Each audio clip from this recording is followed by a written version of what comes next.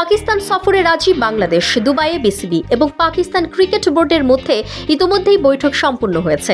ভারত পাকিস্তান যুদ্ধের ফলে এ সফর নিয়ে তৈরি হয়েছিল অনিশ্চয়তা। তবে যুদ্ধবিরতির পর নিরাপত্তা পরিস্থিতির উন্নতি হওয়ায় এসেছে এমন সিদ্ধান্ত। বাংলাদেশ ক্রিকেট বোর্ডকে পাকিস্তান সফরের জন্য সবুজ সংকেত দিয়েছে অন্তর্বর্তী সরকার। এরপর সিরিজ নিয়ে আলোচনা করতে দুবাইয়ে বিসিবি এবং পাকিস্তান ক্রিকেট বোর্ডের মধ্যে বৈঠকও হয়েছে। বৈঠকে পাকিস্তান সফরে সম্মতি দেওয়ায় বাংলাদেশের প্রতি কৃতজ্ঞতা প্রকাশ করেছেন পিসিবি চেয়ারম্যান মহসিন নাকভি।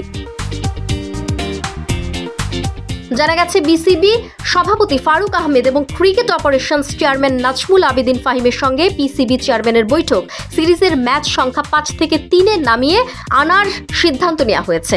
যেহেতু সিরিজের ম্যাচ সংখ্যা কমছে, তাই নতুন করে সূচি ঘোষণা করা হবে। পিসিবি নতুন সূচি আনুষ্ঠানিকভাবে ঘোষণা না করলেও সামাজিক মাধ্যম এক্সে তারা জানিয়েছে 27 মে সিরিজের প্রথম ম্যাচ মাঠে গড়াবে। 29 ও 1 জুন হবে সিরিজের বাকি 2 ম্যাচ। সবগুলো ম্যাচই হবে লাহোরে। এদিকে বাংলাদেশ জাতীয় ক্রিকেট দল এখন অবস্থান করছে সংযুক্ত আরব আমিরাতে।